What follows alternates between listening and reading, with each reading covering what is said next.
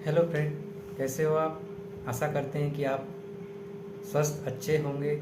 आज हम सीआरपीसी पढ़ रहे हैं और सीआरपीसी के चैप्टर 18 पे चर्चा करते हैं। सीआरपीसी का चैप्टर 18 बताता है session trial. Session trial section 225 से 237 तक बताई गई है कि सेशन ट्रायल क्या होती है।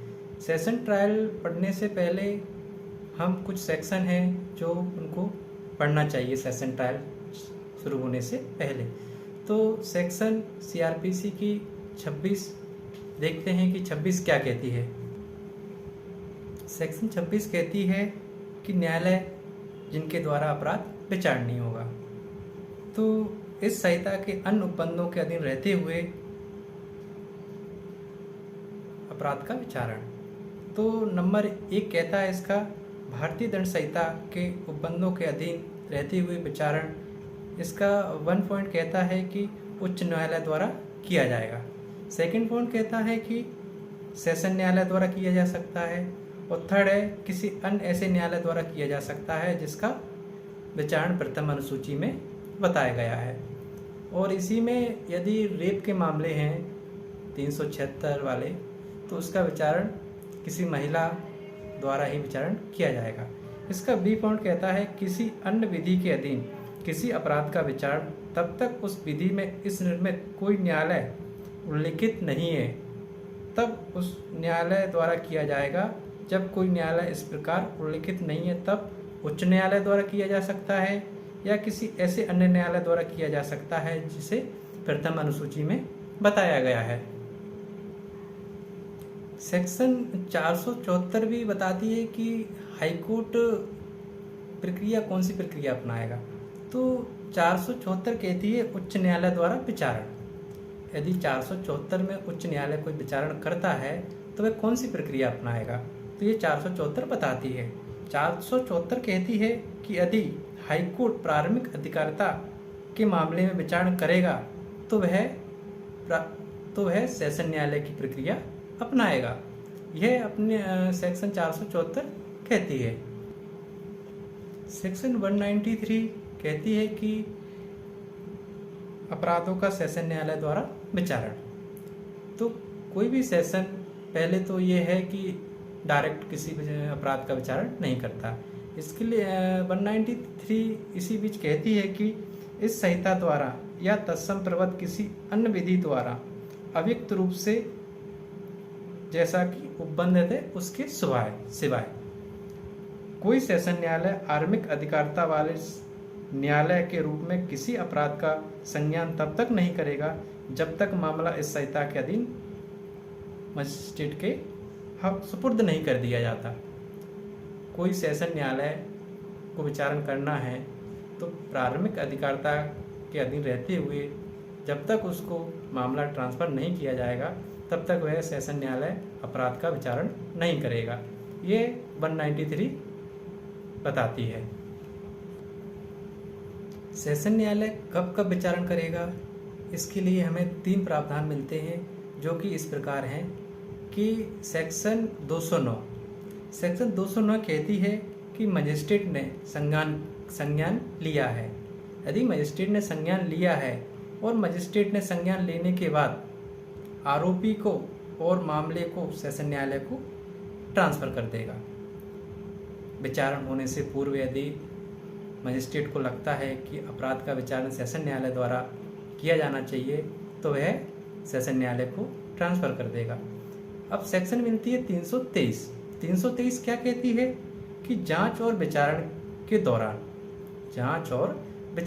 दौरान जो साक्ष्य आदि मजिस्ट्रेट के पास उससे लग रहा है, जो साक्ष्य आई हैं उसे लग रहा है कि मामला सेशन न्यायालय द्वारा विचारणीय है तो वह सेशन न्यायालय को ट्रांसफ़र कर देगा।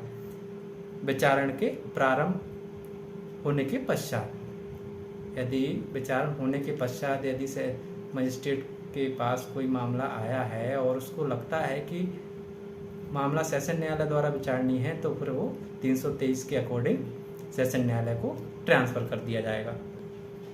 तीसरा प्रावधान कहता है कि यदि मजिस्ट्रेट को गुरुत्वाकर्षण दंड से दंडित किया जाना है, तब वह सेशन न्यायालय को ट्रांसफर कर दिया जाएगा मामला।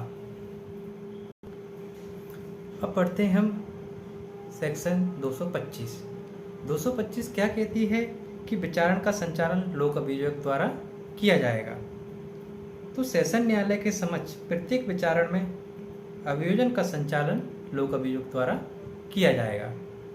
अब सेक्शन 226 क्या कहती है कि अभियोजन के मामले में कथन का आरंभ किया जाना। सेक्शन 226 क्या कहती है? 226 कहती है कि जब अभियुक्त को धारा 209 के अधीन मामले की सुपुर्दगी के अनुसरण में न्यायालय के समक्ष हाजिर होता है या लाया जाता है, तब अभियोजन अपने मामले का कथन अभियुक्त के विरुद्ध लगाए गए आरोप का वर्णन करते हुए और यह बताते हुए आरंभ करेगा कि अभियुक्त के दोष को किस साक्ष्य से साबित करने की प्रस्तावना करता है। जो भी आरोप लगाए गए हैं अभियुक्त के ऊपर, वह अभियोजन किस साक्ष्य से साबित करेगा, यह बताता है सेक्शन 226। सेक्शन 227 क्या कहती है? सेक्शन 227 कहती है कि उन्मोचन, कब अभियुक्त को उन्मोचन कर दिया जाएगा। तो सेक्शन 227 बताती है कि मामले के अभिलेख और उसके साथ दी गई दस्तावेजों पर विचार कर लेने पर और अभियुक्त और अभियोजन के निवेदन की सुनवाई करेगा। सुनवाई करने के पश्चात यदि न्यायाधीश समझता है कि अभियुक्त के विरुद्ध कार्रवाई करने के लिए पर्याप्त आधार नहीं है, तो अभियुक्त को उन्मोचित कर देगा और ऐसा करने के अपने कारण को अभिलिखित करेगा। यहाँ एक केस मिलता है union of India versus Prafulla Kumar Samar 1979। इसमें ये कहा गया था कि यदि अभियुक्त के विरुद्ध गंभीर संदेह पैदा होता है, यदि अभियुक्त के विरुद्ध गंभीर संदेह पैदा हो रहा है, तो अभियुक्त को उन्मोचित नहीं किया जाएगा, जो कि इस केस में यह बताया गया था। अब उन्मोचित कर दिया। अब सेक्शन 228 क्या कहती है? 228 कहती है यदि उन्मोचित नहीं किया जाता है तो 228 में आरोप विचरित किए जाएंगे। तो सेक्शन 228 में सेशन न्यायालय के पास दी गई शक्तियां हैं, तो यह स्वयं विचारण कर सकता है या मजिस्ट्रेट को भेज सकता है। सेक्शन 228 क्या बताती है? इसमें मजिस्ट्रेट के पास दो शक्तियां हैं, सेशन न्यायालय के पास दो शक्तियां हैं, या तो स्वयं विचारण कर ले या वह मजिस्ट्रेट के पास ट्रांसफर कर दे। तो इसका का पॉइंट कहता है कि अन्यथा सेशन न्यायालय द्वारा विचारण नहीं है, तब अभियुक्त के विरुद्ध आरोप विचरित कर सकता है, तब मामले को सीजीएम को भेज देगा या प्रथम वर्ग मजिस्ट्रेट को भेज दिया जाएगा। तब ऐसा मजिस्ट्रेट मामले का विचारण पुलिस रिपोर्ट पर संशयित वारंट मामले की प्रक्रिया अपनाएगा। अब इसका सेकंड पॉइंट क्या कहता है? सेकंड पॉइंट कहता है जब मामला सेशन न्यायालय द्वारा विचारणीय है, ऊपर बता दिया कि सेशन न्यायालय द्वारा विचारणीय नहीं है, तब क्या करेगा वो? या तो वो सीजीएम को भेज देगा या प्रथम वर्ग मजिस्ट्रेट को भेज दिया जाएगा। लेकिन इसी में सेकंड पॉइंट कहता है कि जब मामला सेशन न्यायालय द्वारा विचारणीय है, तब अभियुक्त के विरुद्ध आरोप लिखित में विचरित करेगा, स्वयं विचरित करेगा सेशन न्यायालय। ये सेकंड पॉइंट कहता है 228B का। अब ये आरोप विचरित हो गए। आरोप विचरित होने के बाद यदि अभियुक्त दोषी होने का विवेचन करता है तो उसको दोष सिद्ध कर दिया जाएगा, नहीं करता है तो उसकी ट्रायल चलेगी। तो 229 में अभियुक्त दोषी होने का विवेचन कर रहा है तो उसको यहाँ पर दोष सिद्ध कर दिया जाएगा। यदि वह दोष सिद्ध होने का विचार नहीं करता तो इसमें एक सेक्शन मिलती है अपन को, जब दोष सिद्ध कर दिया जाता है तब सेक्शन 375 क्या कहती है? 375 कहती है जब मामले में जब अभियुक्त दोषी होने का विवेचन करे तब अपील नहीं होना। यदि 229 के अकॉर्डिंग अभियुक्त ने दोषी होने का विवेचन कर लिया है तो उसकी अपील कब नहीं होगी, जो कि 375 में बताए गए हैं कि भाई कब कब अपील नहीं कर सकते। दोषी यदि दोषी होने का विवेचन कर लिया है तो उसके बाद कब अपील नहीं कर सकते, जब अभियुक्त दोषी होने का विवेचन करता है। इसका फर्स्ट पॉइंट कहता है यदि दोष सिद्धि हाईकोर्ट ने की है तो उसकी कोई अपील नहीं होगी। यहाँ रोक दिया गया है उसको, यदि वह दोषी होने का विवेचन कर लेता है लेकिन हाईकोर्ट ने उसको दोष सिद्ध किया है तो फिर उसकी 375 में अपील नहीं होगी। सेकंड पॉइंट कहता है यदि दोष सिद्धि सेशन न्यायालय प्रथम वर्ग मजिस्ट्रेट सेकंड क्लास मजिस्ट्रेट ने की है तो अपील हो सकती है। किन ग्राउंड पर हो सकती है? दंड के परिणाम पर या उसकी वैधता के बारे में हो सकती है। यदि इन लोगों ने दोष सिद्ध किया है किसी व्यक्ति को तो दंड के परिणाम पर और उसकी वैधता पर अपील की जा सकती है। इन्हीं के आधार पर की जाएगी, अन्यथा इनके अलावा कोई अपील नहीं की जाएगी। यह 375 बताता है। अब वही 229 के अकॉर्डिंग उसने भैया दोषी होने का विवेचन नहीं किया, बोलता है भैया मेरा तो ट्रायल चलना चाहिए। तो अब क्या प्रक्रिया अपनाई जाएगी? तो इसके लिए 230 प्रक्रिया अपनाई जाएगी। सेक्शन 230 में जो प्रक्रिया बनाई गई है उसकी प्रक्रिया अपनाई जाएगी। तो 230 क्या कहती है? 230 कहती है कि अभियोजन साक्ष्य के लिए तारीख। अब भैया यहाँ तारीख लगाई जाएगी अभियोजन साक्ष्य के लिए कि भैया आप अपना साक्ष्य दीजिए। अभियुक्त ने तो मना कर दिया कि भाई वो दोषी होने का अभियोजन नहीं कर रहा है, तो अभियोजन अपना साक्ष्य देगा।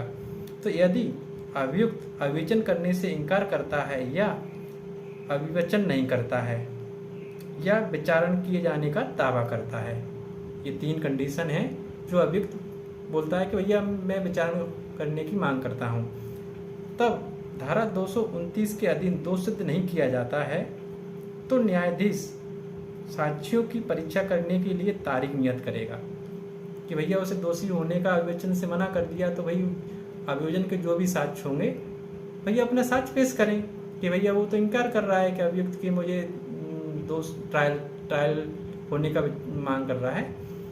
तो अभियोजन के आवेदन पर किसी साक्षी को हाजिर होने या दस्तावेज या अन्य चीज पेश करने को विवश करने के लिए कोई आदेश का जारी कर सकता है।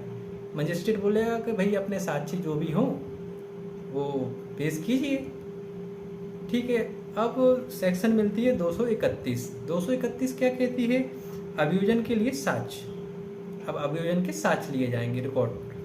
तो ऐसे नियत तारीख पर न्यायाधीश ऐसा सब साक्ष्य लेने के लिए अग्रसर होगा जो अभियोजन के समर्थन में पेश किए जाते हैं। अभियोजन के साक्ष्य कैसे रिकॉर्ड किए जाएंगे?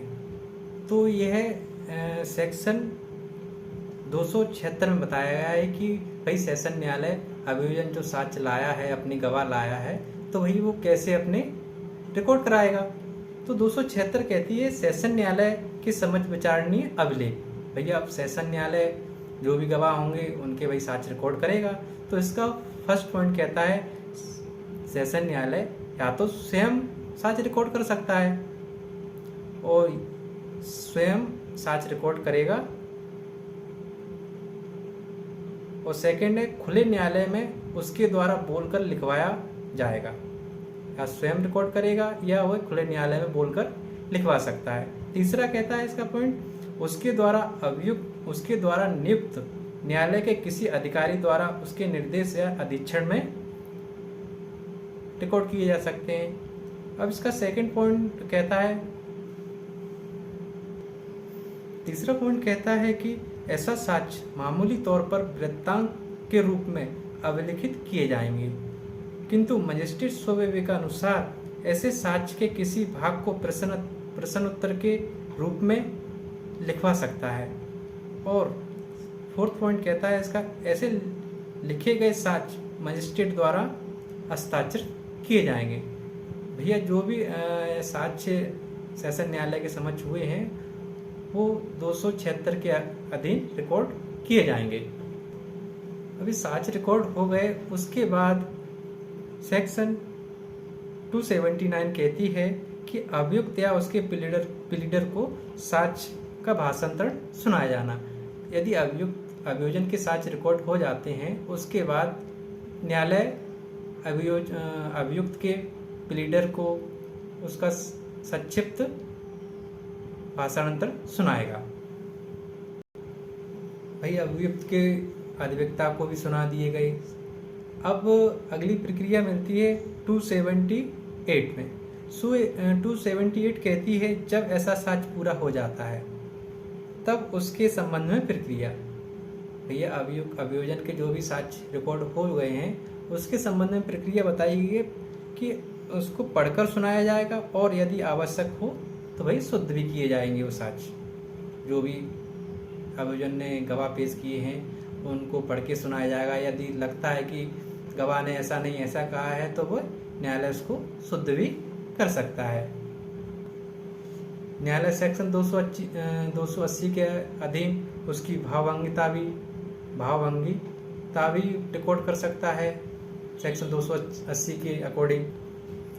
सेक्शन 314 में मौखिक बहस और उसका ज्ञापन सौंपा जाना। तो 314 कहती है कि कार्रवाई का कोई भी पक्षकार अपने साक्ष्य की समाप्ति के पश्चात यथाशक्ति शीघ्र संक्षिप्त मौखिक बहस कर सकता है और अपनी मौखिक बहस यदि कोई हो पूरी करने के पूर्व न्यायालय को एक ज्ञापन दे सकता है जिसमें उसके पक्ष में समर्थन में तर्क संक्षिप्त और सुभिन्न शीर्षक में दिए जाएंगे और ऐसा प्रत्येक ज्ञापन अभिलेख का भाग होगा। अब सेक्शन 313 बताती है अभियोजन की परीक्षा करने की शक्ति। तो इसमें इसका सेकंड पॉइंट कहता है 313 का बी कि अभियोजन के साक्ष्यों की परीक्षा किए जाने के पश्चात अभियोजन ने जो साक्ष्य गवाह जो पेश किए गए हैं उसके पश्चात और अभियुक्त से अपनी प्रति परीक्षा करने की अपेक्षा किए जाने से पूर्व। यहाँ प्रक्रिया अभियोजन के साक्ष्य जो हुए हैं और अभियुक्त की परीक्षा किए जाने से पूर्व उस मामले के बारे में उससे साधारण प्रश्न न्यायालय पूछ सकता है। अब आती है सेक्शन 232 क्या कहती है? दोष मुक्ति। अब दोष मुक्ति में सेशन न्यायालय ने 276 के अधीन साक्ष्य रिकॉर्ड कर लिए हैं और 279 के अकॉर्डिंग भाषांतर सुना दिया गया है और साक्ष्य की भावभंगिता के बारे में देख लिया गया है और 314 के अकॉर्डिंग अभियोजन के साक्ष्य लिए हैं और 313 के अकॉर्डिंग अभियोजन के साक्ष्य ले लिए गए हैं, सुन लिए गए हैं अभियुक्त के पूर्व।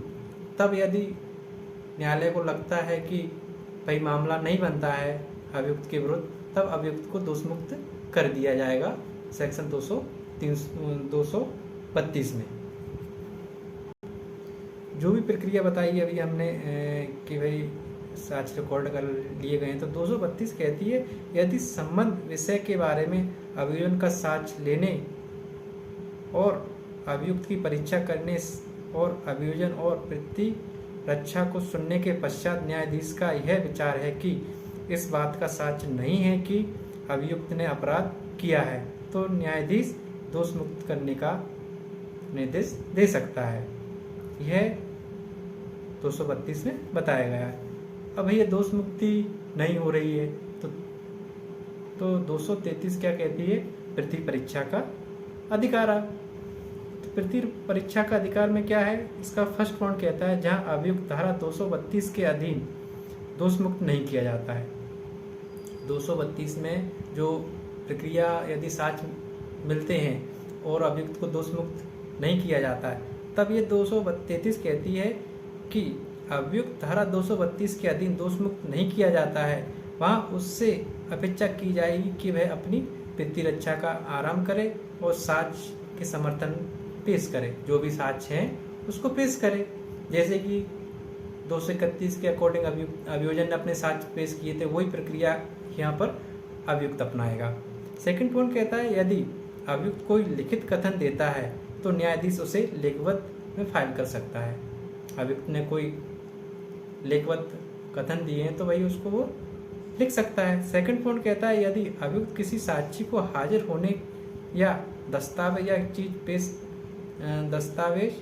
या चीज पेश करने को विवश करने के लिए कोई आदेश का जारी करने के लिए आवेदन कर सकता है, तो न्यायाधीश ऐसे आदेश का जारी करेगा तब उसका ऐसे कारणों से जो लेखबद्ध किए जाएंगे यह विचार ना हो कि आवेदन इस आधार पर नामंजूर कर दिया जाना चाहिए कि वह तंग करने या विलंब करने या न्याय के उद्देश्य को विफल करने वाला है, तो फिर वो गवाह के लिए जो भी आदेश का जारी करेगा फिर वो आदेश का जारी नहीं करेगा। यदि न्यायालय को लगता है कि वह तंग करने वाला है, विलंब करने वाला है, तो फिर वो ऐसा आदेश नहीं करेगा न्यायाधीश।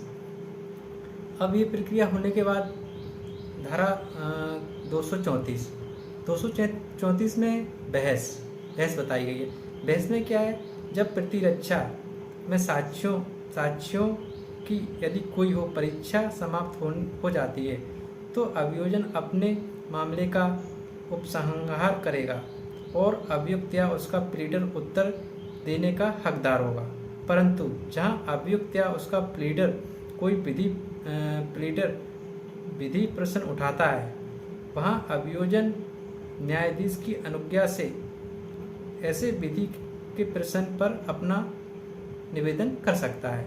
यदि कोई विधि का प्रश्न उठता है तो वहाँ उसके बारे में निवेदन कर सकता है। इसके बाद आती है दोष मुक्ति या दोष सिद्धि का निर्णय। बहस हो गई 234 में बहस होने के बाद अब न्यायालय को निर्णय देना है भाई कि निर्णय कैसे देना है, किसके पक्ष में देना है। तो ये दोष मुक्ति दोष सिद्धि 235 में बताई। यदि न्यायाधीश ने अभियुक्त को दोष सिद्ध किया है तो उसके पास दो प्रक्रिया हैं, दो पावर होती हैं। या तो वह जेल भेज देगा सीधा कि भाई दोष सिद्ध कर दिया है, जेल भेज दो जेल वारंट बना के। सेकंड प्रक्रिया है कि धारा 360 के अधीन की प्रक्रिया अपनाए। जो भी 360 में प्रक्रिया बनाई गई है उसकी प्रक्रिया अपनाएं। सेक्शन 236 पूर्व दोष सिद्धि। अब पूर्व सिद्धि यदि अभियुक्त की भाई कोई पूर्व दोष सिद्धि है तो भाई उसका अभियोजन साक्ष्य पेश करे कि भाई इसको अभियुक्त को पूर्व में भी कोई दोष किया गया था तो उसकी निर्णय की कॉपी देगा, जजमेंट देगा, कोई भी सबूत पेश करेगा। तो ये 236 बताती है। 236 कहती है कि पूर्व दोष सिद्धि ऐसे मामले में जिसमें धारा 211 की उपधारा 7 के उपबंधों के अधीन पूर्व दोष सिद्धि का आरोप लगाया गया है और अभियुक्त यह स्वीकार नहीं करता है, तब अभियोजन 211(7) के अधीन अपने पिछले जो उसे दोष सिद्ध किया गया था उसकी वही निर्णय की कॉपी पेश कर देगा कि भाई देखो आपने ये पहले अपराध किया है, तो 211 के सब सेक्शन 7 के अकॉर्डिंग उसकी कॉपी पेश कर देगा कि आरोप में किए गए अभिकथन के अनुसार उससे पहले दोष सिद्ध किया गया था। यही कह रहा है कि भाई उसे पहले दोष सिद्ध किया था तो उसकी कॉपी लगा देगा सेक्शन 211 के सब क्लॉज 7 के अकॉर्डिंग। न्यायाधीश उस अभियुक्त को धारा 229 या धारा 335 के अधीन पूर्व दोष सिद्धि करने के पश्चात अभिकथित पूर्व दोष सिद्धि के बारे में साक्ष्य ले सकेगा और उस पर निर्णय अभिलिखित कर सकेगा कि भाई उसकी जो भी पहले दोष सिद्ध किया था उसकी कॉपी दे देगा। तो न्यायालय को लगता है कि भाई पहले दंडित किया गया था तो उसे उसकी पूर्व दोष सिद्धि साबित हो जाएगी यहाँ पर। अब सेक्शन 237 क्या कहती है कि धारा 199 के क्लॉज 2 के अधीन संसित किसी मामले में प्रक्रिया।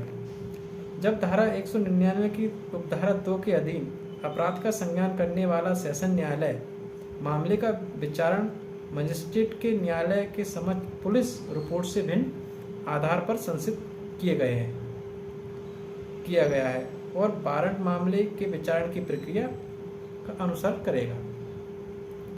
परंतु जब तक सेशन न्यायालय उन कारणों से जो लेखबद्ध किए जाएंगे अन्यथा निर्देश नहीं दे देता और उस व्यक्ति की जिसके विरुद्ध अपराध किया जाना अविकथित है अभियोजन के साक्षी के रूप में परीक्षा की जाएगी। इसका सेकंड पॉइंट कहता है यदि विचारण के दोनों पक्षकारों में से कोई ऐसी वांछा करता है कि यदि न्यायालय ऐसा करना ठीक समझता है तो इस धारा के अधीन प्रत्येक विचारण बंद कमरे में किया जाएगा।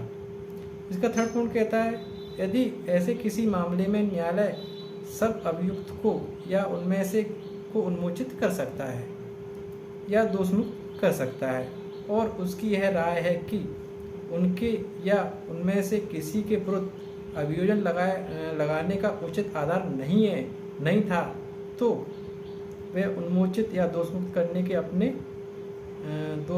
के अपने आदेश द्वारा राष्ट्रपति या उपराष्ट्रपति या किसी राज्य के राज्यपाल या किसी संघ के राज्य क्षेत्र के प्रशासन से भिन्न इन चार लोगों से भिन्न उस व्यक्ति को जिसके विरुद्ध अपराध का किया जाना अविकथित किया गया था यह निर्देश दे सकेगा कि वह कारण दर्शित करे कि वह अभियुक्त को या ऐसे अभियुक्त एक से अधिक हैं उनमें से प्रत्येक को किसी को प्रतिकर क्यों ना दिया जाए। भाई कारण दर्शित करें कि भाई दोषित नहीं किया जाता प्रतिकर क्यों ना दिया जाए तो अपने कारण दर्शित करेंगे। इसका सब क्लॉज 4 कहता है कि न्यायालय इस प्रकार निर्दिष्ट व्यक्ति द्वारा दर्शित किसी कारण को लेखबद्ध करेगा और उस पर विचार करेगा और यदि उसका यह समाधान हो जाता है कि अभियोजन लगाने का कोई उचित कारण नहीं था तो वह 1000 रुपये से अनधिक इतनी राशि का जितना वह अवधारित करे प्रतिकर उस व्यक्ति या अभियुक्त को उसमें से प्रत्येक को या किसी को दिए जाने का आदेश दे सकता है। इसका 5th क्लॉज कहता है कि उपधारा 4 के अधीन अधिनियमित प्रतिकर ऐसे वसूल किया जाएगा जैसे कि जुर्माना है। जो भी प्रतिकर लगाया है यदि प्रतिकर नहीं दिया जाता तो सेक्शन CRPC के सेक्शन 421 के अकॉर्डिंग प्रतिकर के अनुसार वसूला जाएगा, जुर्माने की तरह वसूला जाएगा। इसका 6th क्लॉज कहता है कि उपधारा 4 के अधीन प्रतिकर देने के लिए जिस व्यक्ति को आदेश दिया जाता है उसे ऐसे आदेश के कारण इस धारा के अधीन किए गए परिवाद के बारे में किसी सिविल या दंडिक दायित्व से छूट प्रदान नहीं करता। अब ये प्रतिकर नहीं दिया तो ये नहीं है कि उसके अकॉर्डिंग वही दूसरी कार्रवाई CRPC में नहीं कर सकता, तो वो कार्रवाई वह अलग से कर सकता है। परंतु अभियुक्त व्यक्ति को इस धारा के अधीन दी गई कोई रकम उसी मामले से संबंधित किसी पश्चातवर्ती सिविल वाद में उस व्यक्ति के लिए प्रतिकर अधिनियमित करने के समय हिसाब में ली जाएगी। ठीक है। इसका 7 क्लॉज कहता है कि उपधारा 4 के अधीन प्रतिकर देने के लिए जिस व्यक्ति को आदेश दिया जाता है वह उस आदेश की अपील जहां तक प्रतिकर के समुदाय के संबंध में है उच्च न्यायालय में कर सकेगा। इसका 8 क्लॉज कहता है जब किसी अभियुक्त व्यक्ति को प्रतिकर दिए जाने का आदेश दिया जाता है तब उसे ऐसा प्रतिकर अपील पेश करने के लिए अनुज्ञात अवधि के बीत जाने के पूर्व यदि अपील पेश कर दी गई है तो अपील के विनिश्चय कर दिए जाने से पूर्व नहीं लिया जाएगा। ये अपनी सेशन ट्रायल आज ख़त्म होती है जो कि सेक्शन 225 से 237 तक दी गई है। आप लोगों को कैसी लगी बताइए कमेंट में और हमारे चैनल को सब्सक्राइबर कीजिए और बेल आइकन घंटा दबाइए। Thank you.